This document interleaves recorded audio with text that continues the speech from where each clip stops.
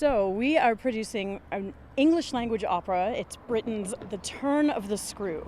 It's based on an American novella by Henry James, and it's the story of a governess she comes to this big manor to look after two orphaned children, and she starts to discover that things aren't quite right here, and it turns out that the manor is haunted and there are ghosts interacting with these children.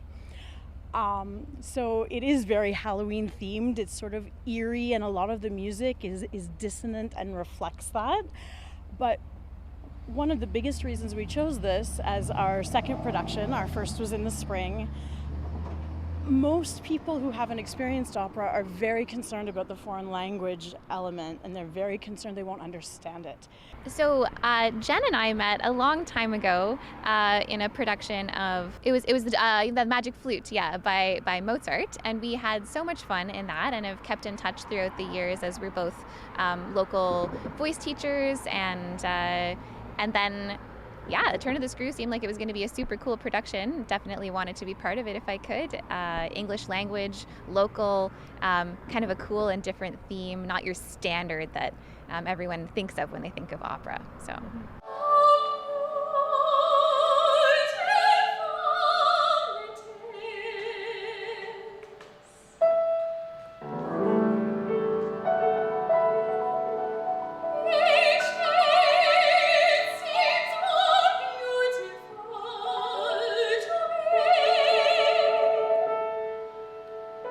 So I connected with Grand River Opera last year when my former teacher, who's now a good friend of mine, reached out to me and said, "Hey, my friend Jen is doing a cool thing. You should check it out. You should go audition." And I did, and so that's how I got connected with Suor Angelica. And then when Jen reached out to all of us again to say, we're auditioning again for a fall show, would you be interested? I said, absolutely. I finished my master's at Laurier back in 2020, and obviously, the music scene's been a little bit hard hit since then, so I haven't been doing a lot of performance, but I'm really, really happy to be getting back into the swing of things, and this is definitely a challenging role. It's just kind of getting right back into it.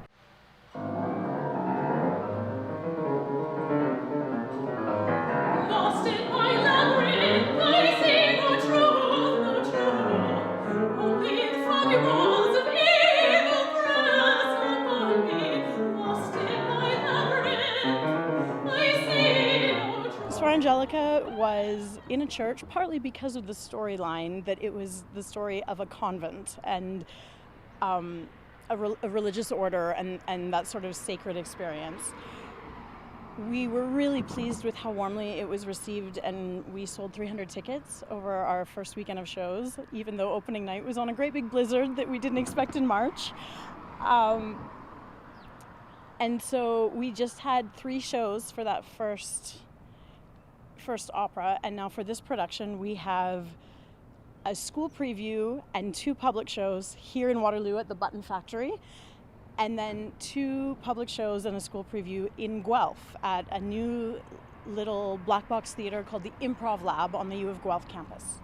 This story, it's about a lot of different things. It is about caretakers and the things that caretakers witness and cannot speak out about. It is about the vulnerabilities of children and how they are subjected to the whims of power, and the importance of speaking up, of standing up to say, no, something is wrong and something needs to be done. Well, I think as a singer who sings opera, this is like a big thing. You have to sort of always be preparing your voice to be ready. Every day you're training. You're kind of like an athlete, and you're always keeping yourself conditioned and staying with it with that. Mm-hmm. So then preparing an actual role, there's lots of backstory looking at the source material, like the Henry James novella. This exact same story was used in The Haunting of Bly Manor, which was the sequel to The Haunting of Hill House, which was just like a huge cult classic basically on Netflix, and if that gets you interested, come out to the show. Yeah, with the demise of the symphony and all of that awareness of how much it costs to put on the arts and how important the arts are to this community, we're really upset with what has happened, but we're also really hoping that the community will take this opportunity to come and hear the opera and see these talented singers that live and work here already.